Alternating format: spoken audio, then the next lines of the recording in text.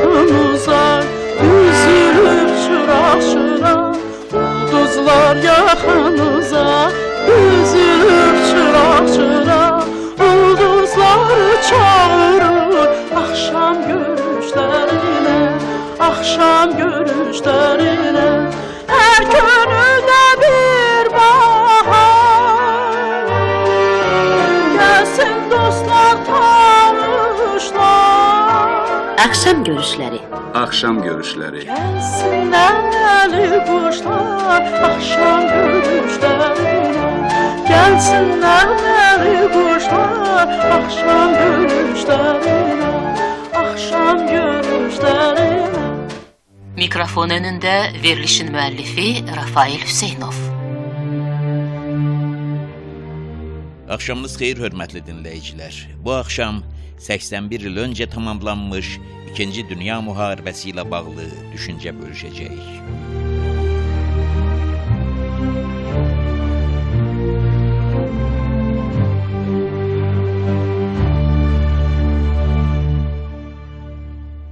O kitab çıxanacan Səməd Vurğun haqqında çox yazılmışdı. Ona həsr edilən bəs deyincə şeirlər də vardı, elmi məqalələr də, kitablar da. Ancaq 1962-ci ildə Hüseyn Hüseynzadənin, sonralar oğul itkisinin Hüseyn Arifə çevirdiyi o dəyərli söz ustasının Yolda kitabı çıxdı. Bu əl boyda kitab tezliklə əl-əl gəzməyə başladı.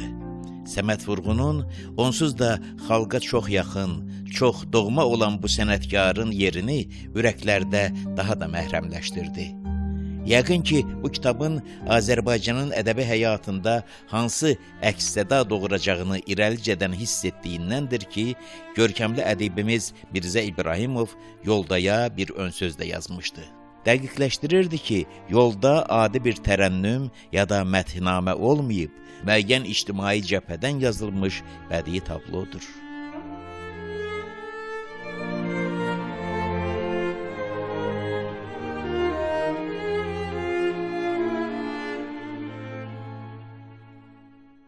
Bu tablo, Səməd Vurğunun bu sevimli portreti üzərində Hüseyn Hüseynzadə düz 6 il çalışmışdı. Səməd Vurğunun vəfatından ta kitabın çapının başlandığı axırıncı günlərədək 1956-1962-ci illər arası.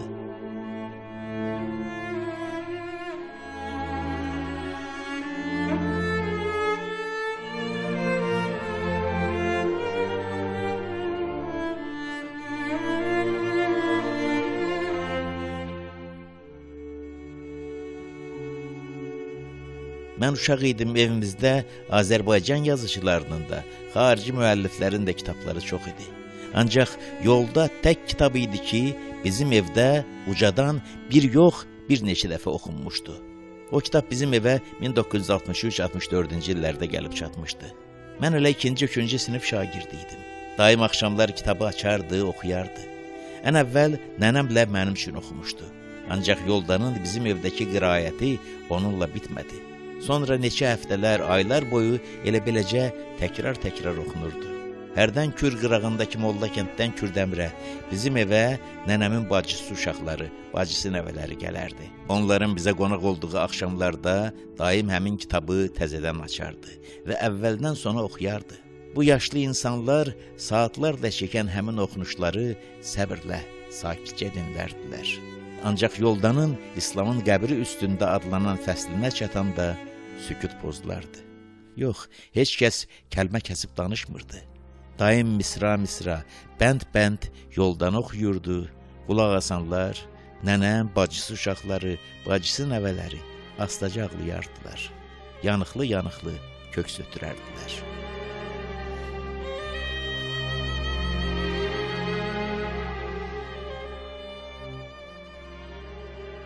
Bir insan düşünüb gətirin yada, onda sevinc olsun, qubar olmasın. Bir torpaq göstərin mənə dünyada, orada insan olsun, məzar olmasın. Elə bir ağ günlü bəxtəvər hanı, nədir həyatında qara bilməsin. Elə əyilməyən bir hünər hanı, baxıb dost qəbrinə o əyilməsin. Təzə bir qəbristan hələ cavandır, lakin çox ağırdır zəhmi nəfəsi. Bir də qəbristan qəbristandır. Onun nə köhnəsi, nə də təzəsi. Qədim Vratislav, tanışdır bu ad qalın kitablardan, xəritələrdən. Xəyallar, duyğular açır qol qanad, o derin seyrinə varanda hərdən. Hörmətlə bir qəbrə verərək salam, bir qəbrin önündə gəlib dayanır. Budur baş daşına yazılmış İslam, sanki baxışları od tutub yanır. Bulud tək tutulur qaşı, qabağı, xəyala qərq olur, əlində papaq. Görürəm tərpənir qalın dodağı, aha, söhbət gedir, asıram qulaq. Bu Səməd Vurğun idi. Gəlib dayanmışdı əziz dostu İslam Məmmədovun Azərbaycandan uzaqlarda, Polşanın Vratislav şəhərində tapdığı məzarının başında və söhbətləşirdilər. Səməd, əziz Səməd, İslam, mənəm mən. Gəl bir də öpüm üzündən. Ömrü sona çatdı fırtınaların, basıldı Hitlerin quldur dəstəsi. Kəsdi tüfəng səsi, kəsdi top səsi. Artıq nə qırğın var, nə hücum, nə qan, qrup yaratmaqla məşğuldur insan. Yaxşı, hardan belə? Doğma vətəndən. Sənə xeyir dua gətirmişəm mən. O raykom katibi olduğun günlər, səfalı məclislər, toylar, düyünlər, oyanıb o başdan işə getdiyin, kolxozçu gənclərlə söhbət etdiyin şirin dəqiqələr unudularmı? Səməd, söylə görüm, yadında varmı? Doldurduq planı hamıdan qabaq. Sən gəldin rayona, sevindi torpaq. Yoluna gül səpdi qızlar, gəlinlər. Dolaşıb kəndləri biz səhər-səhər, axşam bulaq üstə bir süfrə açdıq. Həm də bala-bala deyirdi aşıq. Sonra səfər etdik biz Kürdəmirə, mənim doğulduğum o isti yerə. Düşdük arasına qohum qardaşın, rəngi dəyişmişdi torpağın daşın. O yaşıl bostanlar, o geniş düzlər, o şirin baxışlar, o gülər üzlər, tutun kölgəsində uzanan söhbət. Bir xoş xatirədir hər şirin ülfət. Ancaq bərk uduzdun nərdə oynayanda. Nə tez udduğunu gətirdin yada. Zarafat elədim gəlmişkən yeri. Gəl indi seyr elə doğma elləri. Necə gözəlləşib o aran, o dağ, salınıb hər yerdə təzə bağça, bağ.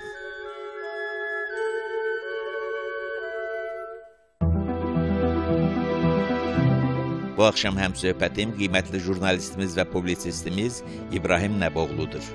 İkinci Dünya Müharibəsinin başa çatmasının 81-ci illiyi ərəfəsində İbrahimlə talilərdə silinməz izlər qoymuş o savaşın bilinməyən səhifələrini vərəqləyirik.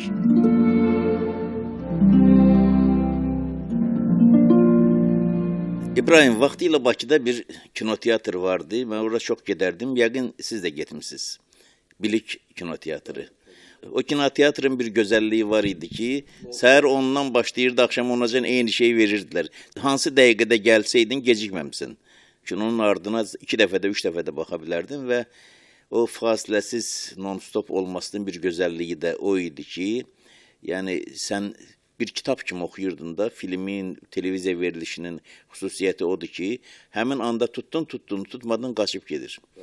Və mənim o kinoteatrda baxdığım, həmişəlik yadımda qalan filmlərdən biri Mikhail Romanın çəkdiyi, Rusça adı "Всё-таки я верю" adı, mən hər halda inanıram adlı bir film idi, 2 seriyalı. Və o filmi özü montaj edib qurtarmışdı əvvəldən axıracan, amma Romanın filmlərinin belə müstəsnalığı, qeyri-adiliyi, cəlbediciliyi həm də ondaydı ki, o şərhlər verirdi.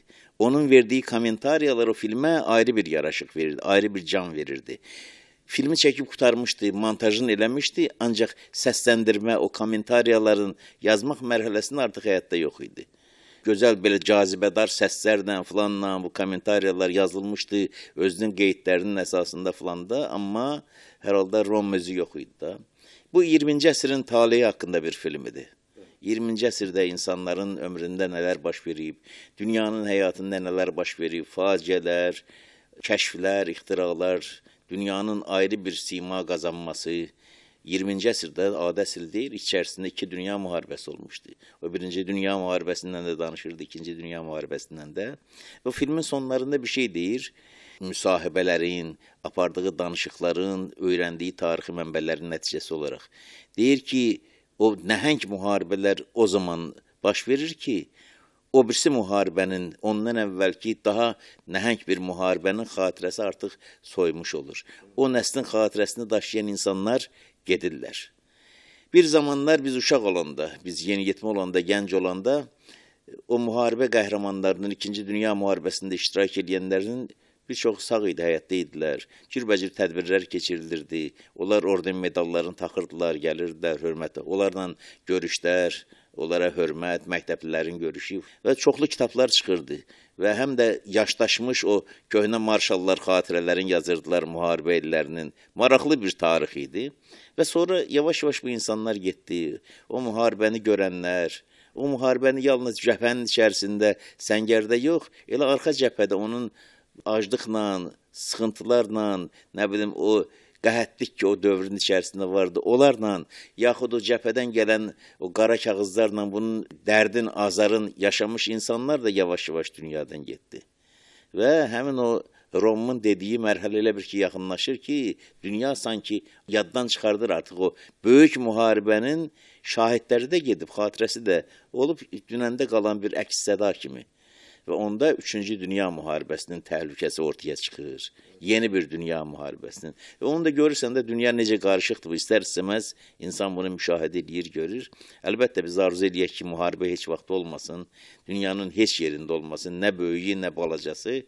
Çünki müharibə həmişə dağıdır, yox edir, taleləri şikəst edir. Amma müharibələrin həm də insan həyatına gətirdiyi heç gözlənilməz kəsişmələr var. Mən xatırlayıram da filmlərdən, o illərdə gördüyümüz verilişlərdən elə şəxsən olan müşahidələrimdən ki, bir də görürdün ki, hansısa bir Rusiyanın, hansısa bir Orta Asiya Respublikasının uzaq bir şəhərindən, ucqar bir ağlundan bir nəfər durdu, gəldi Bakıya, Azərbaycanın hansısa bir rayonunun hansısa kəndinə, müharibə illərində olan bir dostu ilə görüşməyə. Azərbaycanın özündə nə qədər ailələr vardı ki, evlənmişdi, getmişdi, Ukraynada döyüşüb, orada bir Ukrayna qızı ilə tanış olub, sevişib, ya Belarusiyada filan. Hətta Azərbaycanın çox məşhur ailələrinin içərisində nə qədər belə və bunlar doğmalaşmışdılar, qarışmışdılar və bu hətta bu erməni məsələsində də. O bütün 20-ci əsrin əvvəllərində olmuş acılar, dərdlər, faciələr, hətta qana işləyəcək qədər düşmənçiliklər o müharibənin sayəsində bir yerdəki artıq ortaq ateşin altında olmuşdular, sanki sən gitmişdi onu da. Yəni müharibə həm dağıda bilir, məhv eləyə bilir, həm də birləşdirmənin ağla gəlməyən bu modellərini təklif eləyə bilir.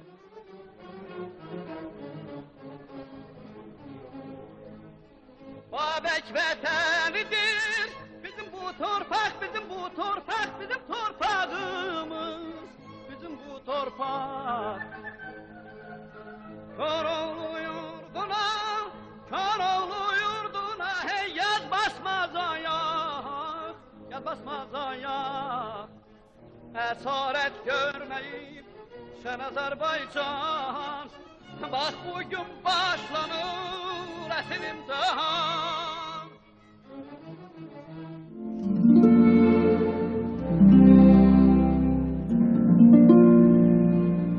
İndi biz müxtəlif vaxtlarda istər-istəməz həyatda söhbətdir. Sizin də ailədən, bizim də ailədən müharibədə iştirak edənlər olub. Ailədən deyəndə mən nəsli nəzərdə tuturam. Və nəsillər, Azərbaycanlıların müharibədə iştirakı məsələsi ilə bağlı bir məsələni deməyə ehtiyac var. İndi bu müxtəlif ensiklopediyalarda yazırlar ki, müharibədə Azərbaycandan bir 300 mindən artıq insan iştirak edib. Elə deyil. Müharibədə 2-ci Dünya müharibəsində, yəni bizim də daxil olduğumuz Sovet İttifaqının qatıldığı və o zamanlar Böyük Vətən müharibəsi deyilən savaşda Azərbaycandan 600 mindən artıq insan iştirak edib və bunu da statistikalar Azərbaycandan əskər gedənlərin miqdarı göstərir. 2 dəfə azaldıblar. 2 dəfə azaltmaq nə deməkdir? Müharibədə həlak olanların miqdarını da demək azaldırsan da 300 min yazırlar ki, gedib deyirlər, bunun yarıdan çox həlak olub. Demək, əslində 300 minin yox, bu 600 min ki gedib, onun 3/2-si gedib. Azərbaycanın əhalisi 10 milyon, 11 milyona yaxınlaşır. O zaman Azərbaycanın əhalisi az idi, 1-2 milyon əhali var idi. Və ona görə də Azərbaycan o müharibə hər Azərbaycan ailəsinin taleyindən keçib. O müharibəyə adi müharibə kimi baxmaq olmaz. O müharibənin içərisində döyüşdən cəbhənin içərisində olan Azərbaycanlı digər xalqların təmsilçiləri də olublar və müharibənin ortalarında Alman rəhbərliyi milli legionlar düzəldib. O milli legionda olan Azərbaycanlılar da olub, digər millətin nümayəndələri də. Bugün kimdə olar? Onlar vaxtı ilə Sovetin dediyi kimi xalq düşmənidir. Yoxsa onlar qəhrəmanlardılar. Onlar yaxşı əgər qəhrəmandırsa, o gülləni atıb bu birisi tərəfdə onun əmisi oğlu onunla qarşı döyüşürdü, qardaşı oğlu döyüşürdü, ya qardaşı bu izləyirdi. O düşmən cəbhədən döyüşürdü, gülləni atırdı bu birisi tərəfdə qardaşı öldürdü axı. İndi bu nədir?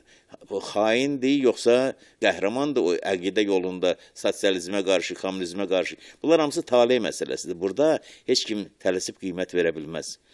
Amma burada deyirəm, taleylərin qeyri-adi kəsişmələri var da, müharibədir, müharibə bir kələf kimi taleylər hamısını qarışdırır bir-birinə və üstündən nə qədər zaman keçsə də sonra bəzən o müharibənin özü insanlara hansısa gözlənilməz bir yerdən bir işıq salır, bir qapı açır və o dərdlərin içində də sevinç tapa bilirsən nəsə.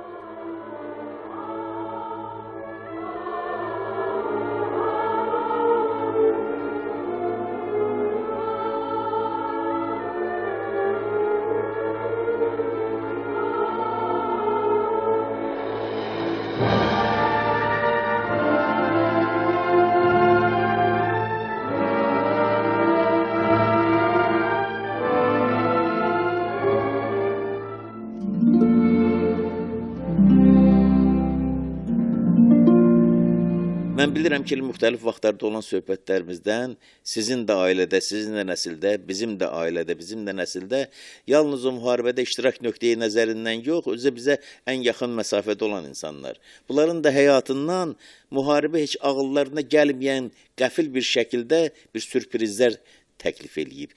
Mahiyyəti ilə kədərli olub, amma həm də sevincli bir kədər olub o. Siz danışacaqsınız, mən danışacağım. İnsanlarımız görəcəklər ki, kədərlə sevincin qarışıq bir yerdə olması nə deməkdir? Rafael müəllim, çox sağ olun. Siz Birlik Kinoteatrından başlayanda mənim avtomatik olaraq xatirələrim tələbəlik illərinə keçdi. Amma söhbət babalardan, nənələrdən, o acıları və sevincləri hiss eləyən nəslə gələndə siz də, mən də biz müharibəni birinci dərəcədən, yəni ata-anamızdan yox, babamızdan və nənəmizdən hiss eləmişik, yaşamışıq. Mən özümü tanıyandan bəri o Mikhail Rom sizin adını çəkdiyiniz film, çox təəssüf ki, siz Romla başladınız. Nəyə görə təəssüf deyirəm? Çünki bizim ilk uşaqlıq xatirələrimizdəki İkinci Dünya Müharibəsinin filmləri Mikhail Rom çox-çox ciddi və 20-ci əsrin ən böyük dokumentalistlərindən biridir, bilirsiniz. Amma biz daha öncə daha bədii filmlərdən, daha o nevestlər haqqında uşaq vaxtı dediyimiz avtomatla çıxıb əlimizdə taxta avtomatlarla oynadığımız vaxtlar gəlir. Mənim ilk uşaqlıq xatirələrimdən biri buydu ki, mən televizorda hansısa bir Alman filminə baxandan sonra, daha doğrusu İkinci Dünya Müharibəsi haqqında filmə baxandan sonra gecələri oturardım, uzanardım. Mən çox xəyal qurmağı sevən bir uşaq idim və xəyal eləyərdim ki, keşkə mənim babam Almanlara əsir düşəydi. Heç onun qəhrəmanlığını da istəmirəm. Əsir düşəydi, amma gələrdi, mənim babam da olardı. Çünki mən onu uşaq vaxtından atamdan da hiss eləyirdim ki, atam sürəkli tək başına rayondan gəlibdi, Bakıda təhsil alıbdı, elmlər doktoru, professor, kafedra müdiri olubdu, dahi alimlərlə təmaslı olubdu. Amma atamın o bir niskili idi, o da mənə avtomatik keçmişdi. Mənim babamın adı da mənim kimi İbrahim idi. Atam mənə, oğluna öz atasının adını vermişdi. O da İbrahim Nəboğlu idi mənim kimi. Və mənim babam, mən onu artıq 2, 3, 4 yaşında axtaranda məlum oldu ki, mənim babam müharibədən qayıtmayıbdı. Yəni, evə bir kağız gəlibdi, 45-ci ildəki propal bezvisti. Yəni, bununla da nöqtə qoyulur, amma mənim nənəm bunu əsla və əsla qəbul eləməmişdi və son nəfəsinə qədər öz həyat yoldaşını, mənim babamın yolunu gözləmişdi ki, mənim nənəm də çox uzun bir həyat yaşamışdı. Hardasa 94-95 il yaşamışdı, amma son ana qədər onu gözləyirdi. Lakin burada çox önəmli bir bizim ailənin faciəsində və sonradan o sizin bayaq çox ustaca hər zamanki kimi o paraleli gətirdiyiniz ki, kədərlə sevincin bir arada olmasını, sonradan biz o sevinci yaşadıq, amma onu çox təəssüf ki, ailə qərarınla nənəmə söyləyə bilmədik. Mənim atam Azərbaycan Neft və Kimya İnstitutunda, o vaxtki adınla deyirəm, Nəzəri Mexanika Kafedrasının müdürü idi və orada da professor idi. Mən də həmin institutun tətbiqi riyaziyyat ixtisası üzrə qəbul olmuşdum. Çoxları məni bilirsiniz ki, jurnalist kimi bilirlər ixtisasçı, amma mən riyaziyyatçıyam və Azad Mircanzadənin tələbəsi olmuşam, aspirantı olmuşam, elmlər namizədiyəm. Mən tələbə olanda ən böyük arzum gedib Almaniyaya düşmək idi. Mən bilirdim ki, Azərbaycan Neft və Kimya İnstitutundan ildə cəmi 25 nəfər xüsusi seçilmiş uşaqları necə seçirdilər? Ancaq qiymətlərinə görə və ailə vəziyyətində xariclə əlaqəsi olub-olmayanları seçirdilər müxtəlif orqanlardan və göndərirdilər. Və mən 2 il müxtəlif tələbə inşaat dəstələrinə getdim və sonunda Almaniya Demokratik Respublikasına gedib çıxa bildim və Almaniya Demokratik Respublikasında o vaxtki texnoloji ilə heç bir yerdə bilgisayar sistemləri yox idi və bütün qardaşlıq məzarlarından tutmuş Veymarda, Berlində, Dresdendə bütün məzarlıqları gəzdim və babamın məzarını tapa bilmədim. Və çox belə bir məyus hissi ilə və nənəm də mənim yolumu gözləyirdi. Bilirdi ki, mən Almaniyadayam, bir ay orada olacağam və qayıdandan sonra da çox təəssüf ki, yəni o kədərli şeyi nənəmə dedim ki, bəs yoxdur, həqiqətən də mənim babam itibdir, yəni itkin düşübdür.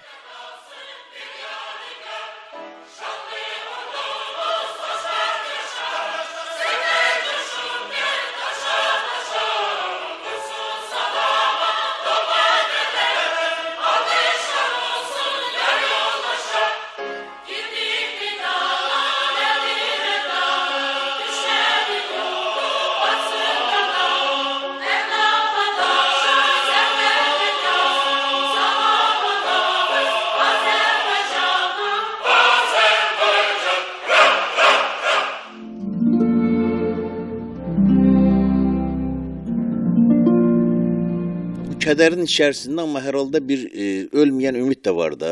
Çünki nə qədər ki məzarını tapmamısan adam diridir. Çünki bayaqları o gözləməklərdən danışırız. Məsələn, mən yadıma gəlir ki, uşaqlıq illərində hərdən bizi aparırdılar müxtəlif qohumlara, evlərinə, kəndlərə gedərdik. Görürdüm o yaşlı qadınlardır filan da, hamısı da qara geyiniblər bunlar. Soruşurdum nədir? Birinin bir uşağı vardı, birinin 2 uşağı vardı, birinin heç uşağı yox idi. Demək, tutalım ki, biri nişanlı olub, nişanlısı gedib əskərliyə, müharibəyə, qayıdıb gəlməyib və ondan sonra ərə getməyib, onu gözləyirdi. Bu 60-cı illəridir, 60-cı illərin ortaları gəlib çıxmış, 70-ci illər gəlib çatmışdı. Bunlar hələ gözləyirdi, müharibədən nə qədər keçirdi.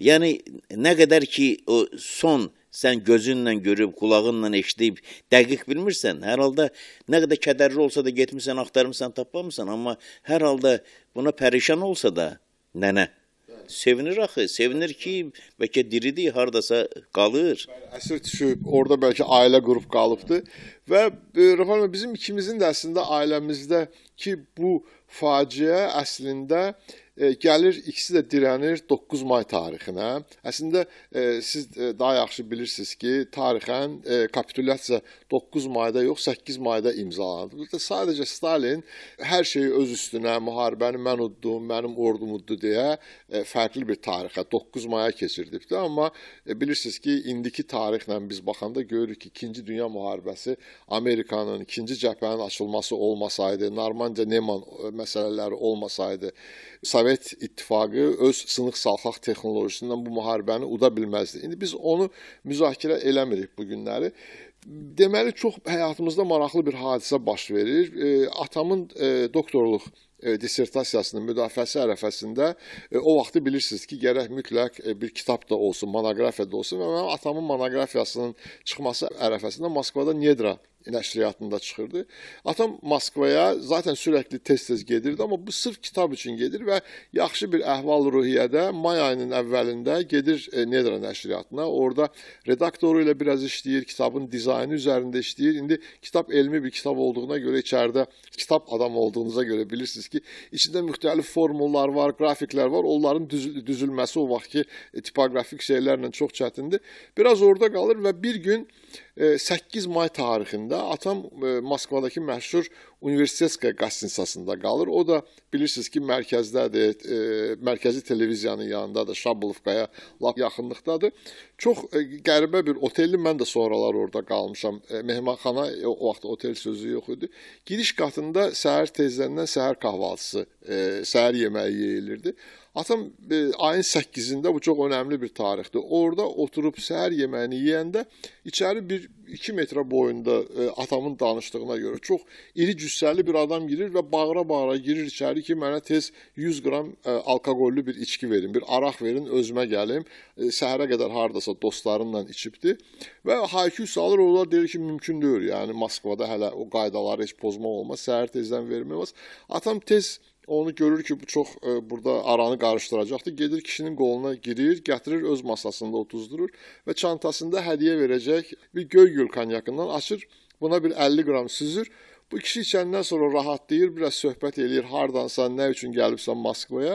Atam danışır və deyir ki, sabah 9 maydır, bəs nə edəcəksən? Atam deyir ki, mən 9 mayda hər yer bağlı olduğuna görə, burada da yaxın qohumum yoxdur. Yəni dostlarımla yəqin ki, Moskvada gəzərəm buradakilarla. Deyirsən, dostlarına heç bir söz vermə, sabahları burada, bax bu əlinlə də göstərir, orada bir dənə maşın dayanacaq. Mənim köməkçim gəlib səni götürəcəkdir, biz gedəcəyik 9 maya qeyd eləməyə. Və atam təbii ki, unudur bunu. Çünki deyir ki, sərxoş bir adam idi, nəsə bir söz verdi ki, sabah gələcək, gedəcək və səhər tezləndən də aşağıdan resepsiyondan yuxarı otağa zəng vururlar ki, bəs sizi burada bir dənə general gözləyir. Atam deyir, nə generalı? Deyir, bilmirəm, sizin adınızı verir. Atam vizit kartını verir o vaxt ona, o bir gün əvvəl. Və atam düşür aşağı, görür ki, bir dənə generaldır, amma deyir ki, mən adjutantam. Kimin adjutantısı? Deyir, Vasili Petroviçin. Yəni, indi onu təxmini deyirəm, çünki tam adı yadımda deyir və baxır, görür ki, orada bir dənə çayka dayanıbdır və atam çaykaya mindirirlər. Və atam deyir, mən ömrümdə ilk dəfədir çaykaya minirdim və məni apardılar Moskva ətrafında böyük bir iqamətgah kimi, iqamətgaha bənzəyən böyük bir daçanın önünə və içəri girəndə baxdım, gördüm ki, ən aşağı rütbəli hərbiçi polkovnik idi. Üstəri hətta bir dənə də SSR-nin marşalı olubdu orada. Yəni o ulduzundan onu bilib desəydi və bunlar orada 9 mayı qeyd edirlər. Atam da deyir da gəlmişəm, artıq mən də oturdum, bunlarla biraz söhbət elədik, neylədik. Ondan sonra kebabları pişirirlər, içkilər düzülür. O vaxtı Sovetin kasat imkanlarından, halbuki əskərlər hamıdan yaxşı yaşayırdılar. Bir uzun bir masaya otururlar. Atam da ta o tərəfdə qıraqda bir yerdə oturur və sonda oradan o marşal orada məclisi idarə eləyirmiş. Deyir, orada bir dənə bizim Qafqazdan qonağımız var. Atamın da Qafqazlı olduğu çox bariz idi. Belə bığları var idi. Sonra saçları gür arxaya daradığı saçları var idi. Atam ayağa qalxır. Deyir, yəqin ki, sizin də ailənizdən İkinci Dünya müharibəsində iştirak edən insanlar var. Atam deyir, bəli, bizim ailəmizdən də, mənim doğulduğum bölgədən də xeyli insan İkinci Dünya müharibəsində iştirak edibdi. Amma təəssüf ki, mənim atam itkin düşübdü və mənim anam hələ də onun yolunu gözləyir və atam orada nəsə bir yaxşı bir söz deyir və bunlar alqışlayırlar və o şərəfə də içirlər və oturanda yanındakı bir general atama deyir ki, bəs necə ola bilər ki, sən Vasili Petroviçin qonağısan və sənin atan itkin düşübdü və sən onu tapa bilmirsən. Deyəndə atam deyir ki, Vasili Petroviç kimdir ki də? Mən bilmirəm axı o burada sizin aranızda nə vəzifəsi daşır və deyir ki, Vasili Petroviç Qızıl Ordunun baş arxiv idarəsinin rəisidir və rütbəsi də general polkovnikdir. Və atam əvvəlcə şok olur ki, bəs necə, bu heç təsadüfə bax falan.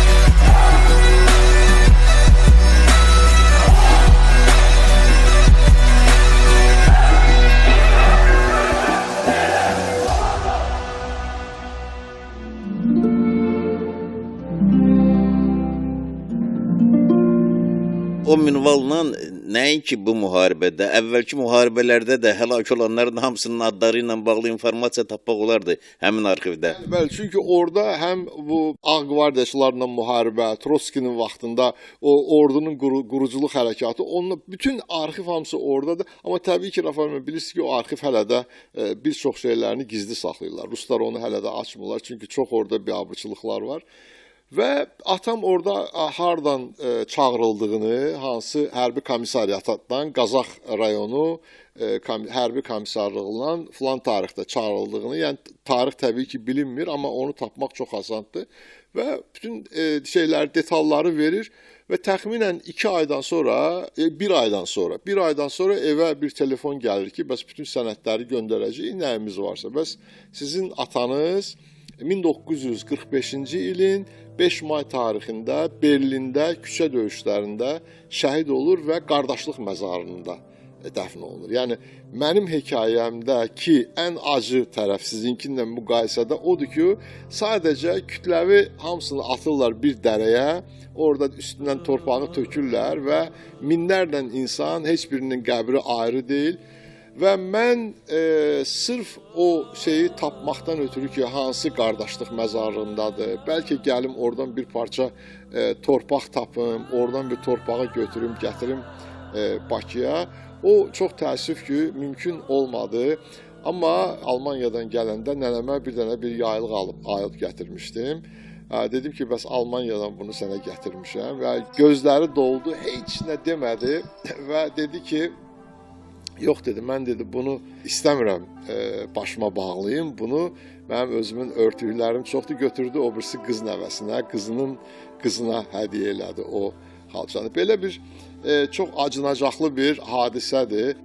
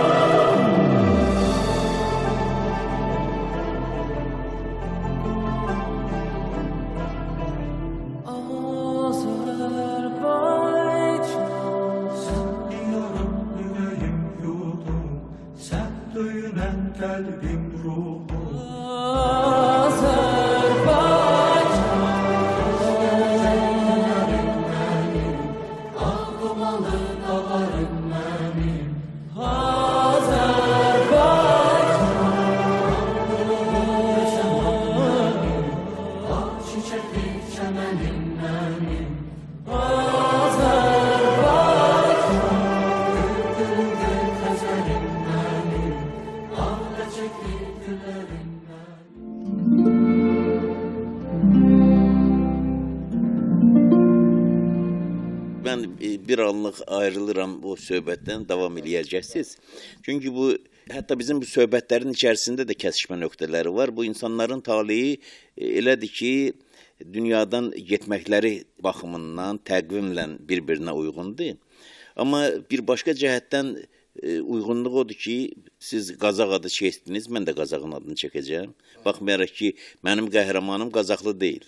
Amma onun da taleyi Qazaqla bağlıdır və bu çox işıqlı bir insan olub, onun ömür yolunu öyrənmək üçün qaldırdım o illərin mətbuatını.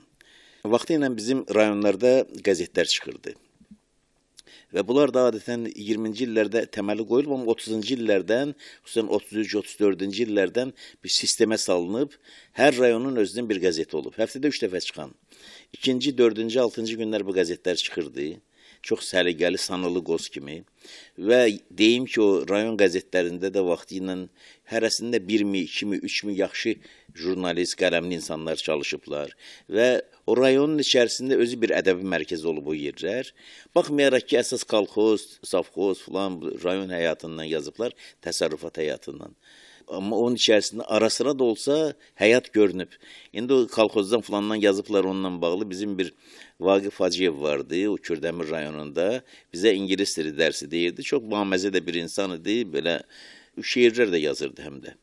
Günlərin birində bu yazdığı şeirlərdən aparır rayon qəzetinə. Rayon qəzetinin adı da əvvəl olmuşdu Qalibiyyət yolu, sonra olmuşdu İrəli. Aparır. Buna da deyirlər ki, bədii cəhətdən zəifdir, biraz təzədən işləyir, ayrısını aparır. Deyirlər, yox, bunu verənmər mövzusu bizə uyğun, ayrısını aparır. Axırı gördülər ki, bu işarə başa düşmür də ki, bunlar şeir vermək istəmirlər. Baş redaktor vardı, o da tanınmış bir jurnalist idi. Deyir ki, Vaqif bala, bu partiya qəzetidir, bu təsərrüfat qəzeti. Bizim qəzetdə çıxan yazılardan sən şeir gətirirsən. Bizim qəzetdə çıxan yazılardan peyni gəlməlidir.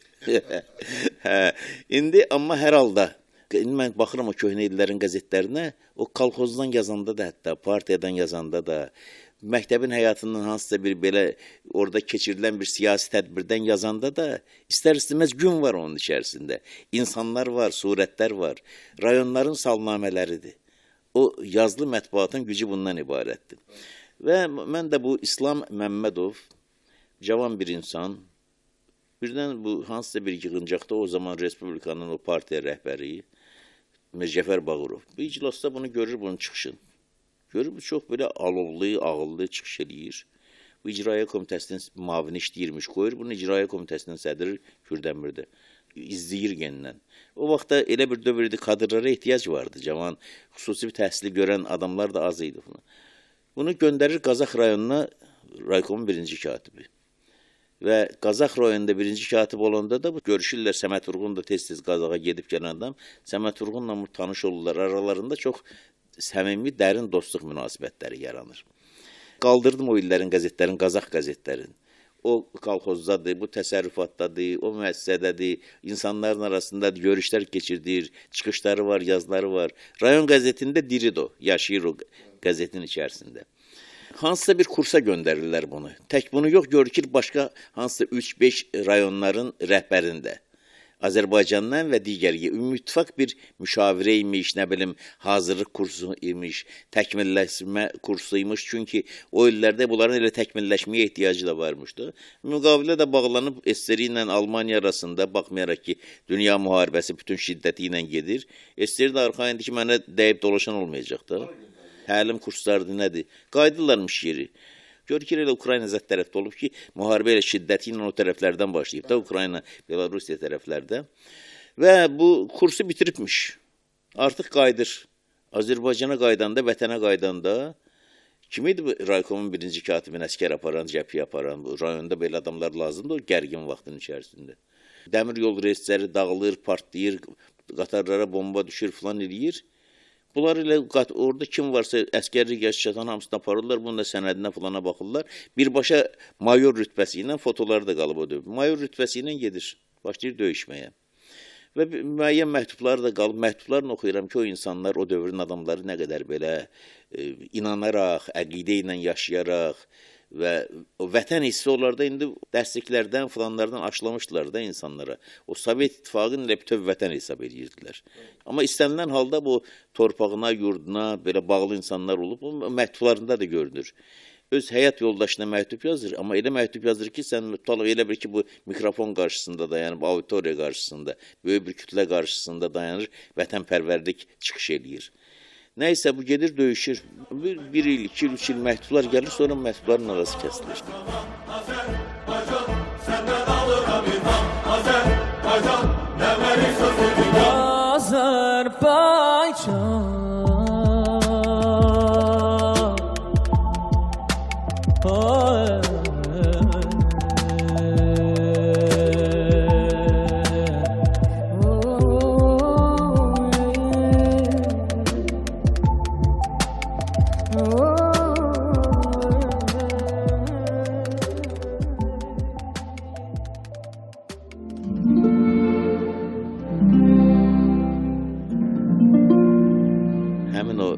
Sizin əhvalatda olduğu kimi burada da əlaqə kəsilir və sizdə heç olmasa məktub gəlir, amma bunda heç bir məktub zat da gəlmir ki, bu itkin düşüyor, var, yoxdur, heç bir əlaqə üzülüb, tamam. Ümidlə yaşayırdılar. İslam Məmmədovun anası mənim nənəmin doğmaca bacısıdır. Nənəm bunların böyük bacısı idi və onlar hamısı da, o nəslin adamları hamısı nənəmə bir belə baxırdılar da böyükləri kimi, həmişə gəlirdilər bizim evə falan. O İslam da. Həmişə Mollakənd kəndindən idi, həmişə mən nənəm durdu, təbii. Amma biz Kürdəmir şəhərində dəmir yolunun yanında yaşayırdıq. Ona görə o İslam da o kəndə gedirmiş evlərinə dəyəndə, qovma əqrəbəyə dəyəndə, ən əvvəl o qatardan düşəndə birinci bizə gəlirmiş. Gedirmiş kəndə dəyəndən sonra indi buradan da qatarla gedəcək, Qazağıma gedəcək, Bakıya mı gedəcək, hara yenə bizə gəlirmiş, xeyli otururmuş. Və mən elə uşaqlıq illərindən həmişə yadımda qalıb ki, onun adını çəkərdilər, danışardılar. Anamın doğmaca dayısı da. Bizim ailədə həmişə bunun adını çəkəndə ki, belə kədərlə falan yad edirdilər. Günlərin birində yenə mən məktəbli idim, Hüseynzadənin Yolda poeması çıxdı. Daim oxuyurdu bunu evdə. Nənəm, bir-iki nəfər qohum əqrəba da gəlirdi, yığışırdı. Oxuyurdular, hamısı başlayırdı ağlaşmağa. Oxuduqca mən də işdirdim, mənə də aydın olurdu bu mənzərə ki, bu söhbət kimdən gedir. Bunun qəbri bilinmirmiş, yeri, sağdır, yoxsa əsir düşüb, harasa gedib, bilinmirmiş bu. Amma nəhayətdə, demək 1945-ci il may ayının 8-də bunun Polşada həlak olduğu ortaya çıxır. Bunu da ortaya çıxardan olur Səməd Vurğun. Səməd Vurğun həmişə deyir, xaricə gedəndə axtarırmış bunu. Bununla maraqlanırmış ki, o qədər yaxın olub ki, getdiyi ölkələrdə, orada da o sülh komitəsinin üzvü idi, orada da hansısa bir böyük beynəlxalq bir tədbir varmış, oraya gedibmiş. Soraq eşidibmiş ki, deyəsən bu Polşada həlak olub. Gedir Polşada, Vrotslav şəhərində, gedir İslamın qəbrini tapır. İslam adlı bir şeir də demiyorlar, amma şeirdən daha çox poemaya yaxındır, geniş həcmli bir şeir yazır. Və sonra yazdığı o yaradıcılığının ən əsas fəlsəfəsini daşıyan əsərlərindən biridir. İnsanı da İslama həsr edib. Oradakı baş qəhrəman əslində İslamdır. Beləliklə 45-ci il may ayının 8-i, yəni qələbə günü. Düz qələbə günü zavallı həlak olub. Çıxar cəbhəyə əmridir vətən, sən də bu meydanda kükrəyib çağla. Düşmənin gülləsi dəysə sinəmdən, mehriban əlinlə yaramı bağla, mehriban əlinlə yaramı bağla. Adın şərəflidir sənin ey qadın, dahilər anası çağırılır adın, dahilər anası çağırılır adın. Adın şərəflidir sənin ey qadın, dahilər anası çağırılır adın, dahilər anası çağırılır adın.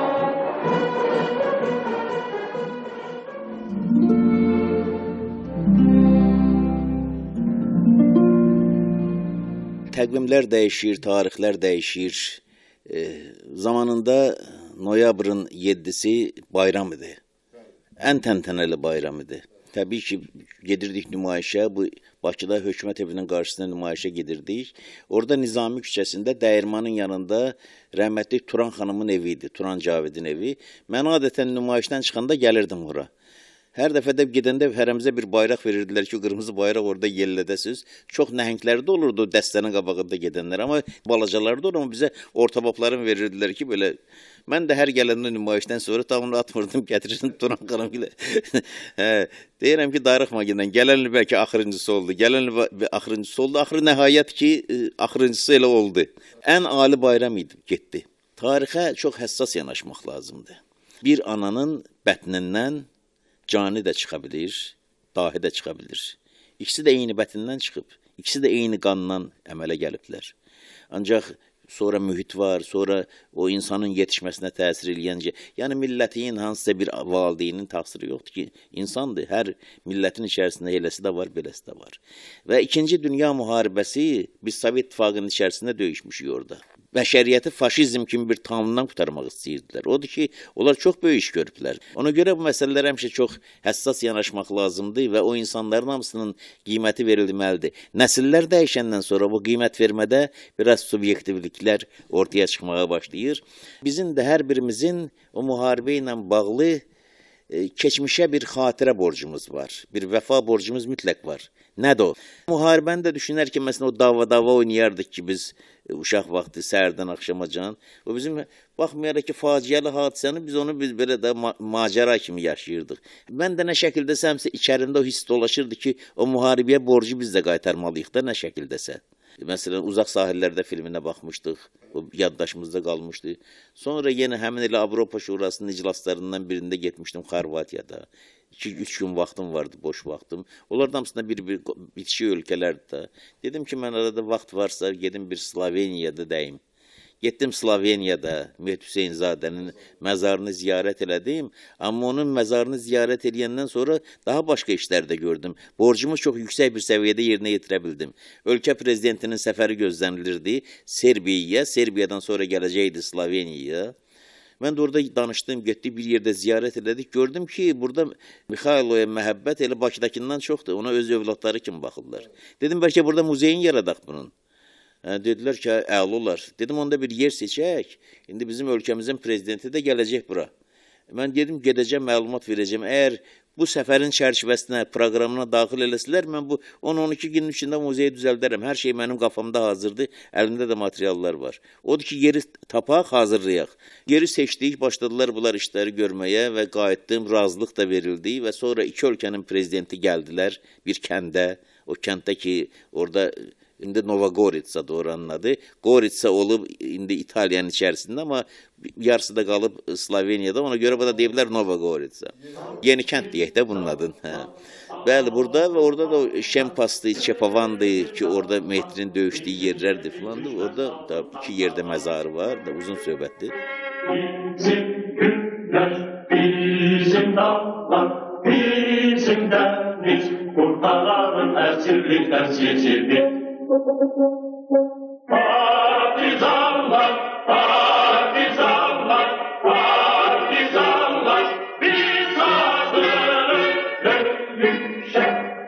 Koymuşlarlar, eşitlersin, bu nefretli söyleriz istenmişler. Koymuşlarlar, eşitlersin, bu nefretli söyleriz istenmişler.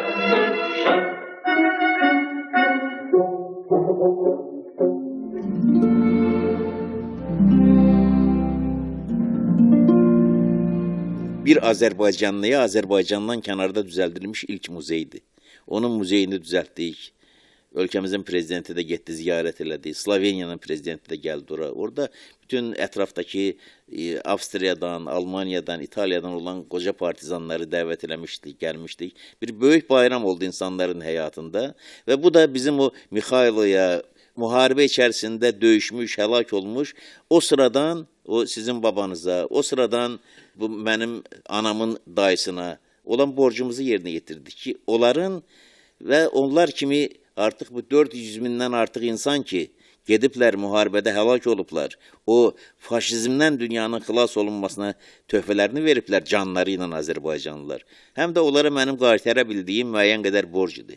O məqalə ki, yazmısınız, onun özü həmin o borc qaytarmanın ayrı bir şəklidir. Və bu borc qaytarmalar biz insanlara borçluyuq, gərək bunu edəyək. Vaxtı ilə bizim böyük rejissorumuz, həm də filosof idi əlbəttə ki, o rejissor, aktyor olmaqdan daha əvvəl Mehdi Məmmədov. O Səməd Vurğunun İnsanın, o da yarımçı qalmış bir əsər idi. Səməd Vurğun onu bitirsəydi daha gözəl olacaqdı, öz fəlsəfəsinə uyğun olaraq. Amma ayrı bir filosof Mehdi Məmmədov o əsəri tamamladı. Gətirdi səhnəyə, baş rolda özü də oynayırdı və onun əsərinin müxtəlif yerlərində bir leytmotiv kimi keçən bir misra var idi ki, qalib gələcəkmi cahanda Kamal? O sual dünən vardı, bugün də var. Yəni, insan ağlı, insan zəkası Allahın bir möcüzəsidir və insanlığa hədiyyəsidir. Amma bugünkü dünyaya baxırsan ki, çalxantı içərisindədir. Və düşünürsən ki, doğrudanmı bu dünyanı idarə edən Kamaldır? Əgər Kamal, ağıl, zəka, dərrakə qalib gələcəksə, demək bütün bu sabah dünyanın harasınsa dağıdaram, yox eləyərəm, bir sivilizasiya olmaz. Bu cür çağırışlar olmaz əlbəttə ki. Arxada tarix var, minillər var, insanların yaratdığı irs var. İnsanların qrup yaratdığın bir saniyənin içərisində məhv eləmək olar. İndi həm də dünya müharibələri, dünyanı sarsıdacaq bəlalar, silahlar keçmişdəkindən qat-qat daha dəhşətli daxı. Ona görə gərək dünya daha ehtiyatlı olsun və bu söhbətlərin də mənası yalnız xatirə danışmaqdan ibarət deyil. Bu qələbə günü ərəfəsində böyük bayramlar yalnız anmaq fürsəti deyil, həm də düşünmək fürsəti. Həm də sabah haqqında hansısa qənaətlərə gəlmək və təkliflər vermək, insanları səfərbər olmağa çağırmaq imkanıdır. Və düşünürəm ki, biz ailəmizin, nəslimizin öz təcrübəmizin içərisindən çıxaraq bu yolda deyə biləcəklərimizin bir hissəsini dedik. Çox sağ olun Rafael müəllim. Gözəl söhbət üçün çox zövq aldım. Çox sağ olun. Dumanlı dağların başında durdum, dumandan özüme bir ximə qurdum. Dumanlı dağların başında durdum, dumandan özüme bir ximə qurdum. Keçdi xəyalımda öz gözəl yurdum, dumanlar başımda, duman göründü, duman göründü. Keçdi xəyalımda öz gözəl yurdum, dumanlar başımda, duman göründü, duman göründü. Xəzər dənizi tək əşqimlə coşdum, xülyalar içində sanki bir huşdum.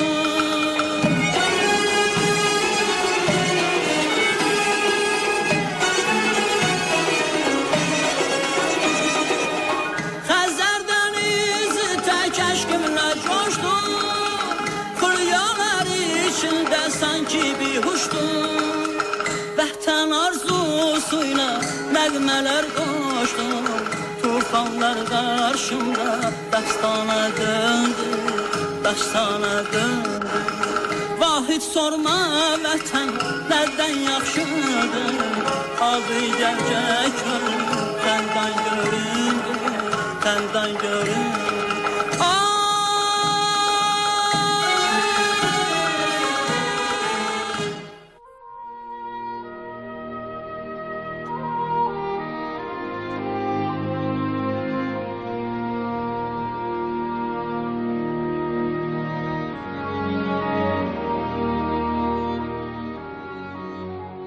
Səməd Vurğunun İslam şeiri ya özünün ballad adlandırdığı o qoşqu ilk dəfə şairin Avropa xatirələri silsiləsindən olan şeirləri ilə birgə 1950-ci ildə İnqilab və Mədəniyyət jurnalında dərc edilmişdi.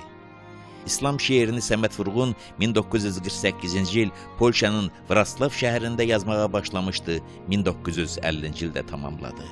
Orada Polşada Səməd Vurğun Dünya Mədəniyyət Xadimlərinin Sülhü Müdafiə Konqresində iştirak edirmiş. Həmin sülh konqresində Səməd Vurğuna da söz verilmişdi. Qalxmışdı kürsüyə, gəlmişdi mikrofon qabağına, düşüncələrini bölüşmüşdü. İllər sonra Yolda poemasında Hüseyn Hüseynzadə həmin mənzərəni əyaniliyi ilə görür və göstərirdi.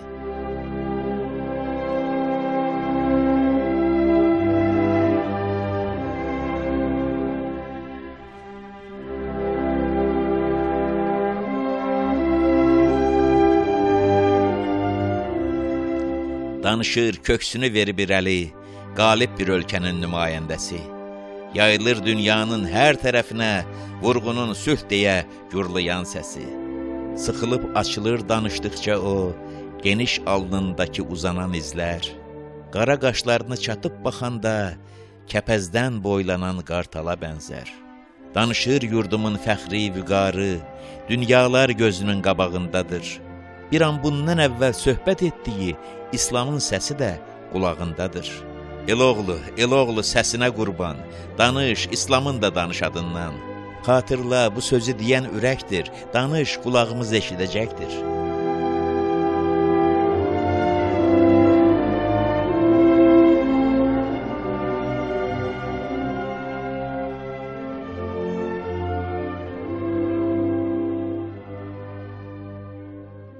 Səməd Vurğunsa qardaş qədər sevdiyi dostu İslama həsr etdiyi şeirində onlu günləri və onun məzarı ilə görüşünü belə təsvir eləyirdi. 41-ci ilin bir yaz səhəri İslam da geyindi əskər paltarı. Son dəfə seyr edib göy zəmiləri, öpdü dönə-dönə, öpdü baharı. Kürün sahilindən o derə qədər, o neçə ölkənin suyundan içdi. Daima dost oldu ona zəfərlər, alovlar içindən şir kimi keçdi. Əridi dağlarda axırıncı qış, 45-ci ilin 8 may günü. Zəfər bayramına bircə gün qalmış, bizə qurban verdi İslam ömrünü. Cəbhə paltarını o çıxarmadı, bir də qılıncını görmədi qında. Kürün yaz fəslini seyrə varmadı, süfrə də açmadı bulaq başında. Yox, yox, ayrılmadı o bizdən dostlar, yaşadı ən şirin xatirələrdə. Hər il al geyinib gəldikcə bahar, biz onu görürük min bir səhərdə. Ellər çay üstəki dəmir körpüdən keçdikcə piyada ya da ki atla, ən əziz, ən şirin bir xatiratla İslamı yad edir tanışlar hərdən. Öpür bir-birini aylar, fəsillər, insanlar qovuşur arzularına. İslama hörmətlə azad nəsillər baş əyir dünyanın xilaskarına.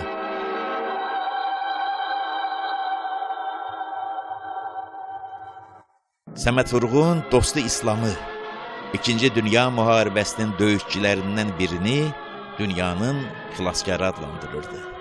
Haqqı da vardı böyük şairin belə deməyə. Hər müharibədə ölüm-dirimlə göz-gözə dayanaraq şəri emmiş hər bir əskər məhz belədir, bu qiymətə layiqdir. Çünki o, yalnız elinin obasının, doğma yurdunun deyil, məhz dünyanın xilaskarıdır.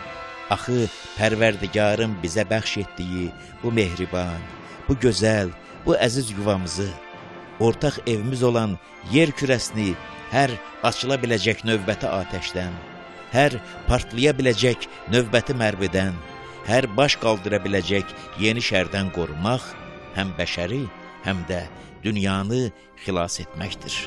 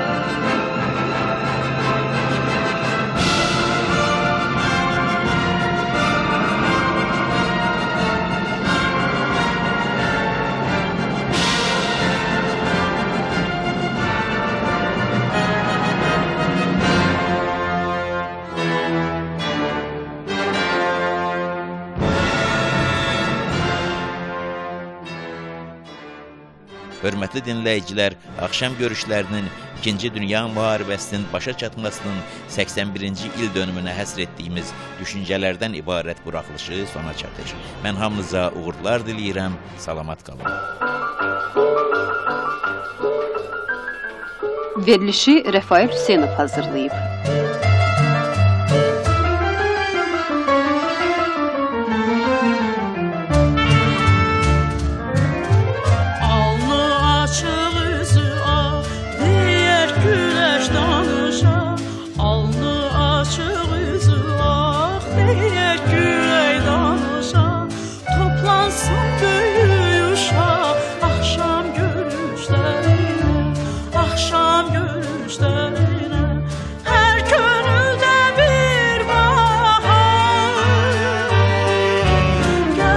Dost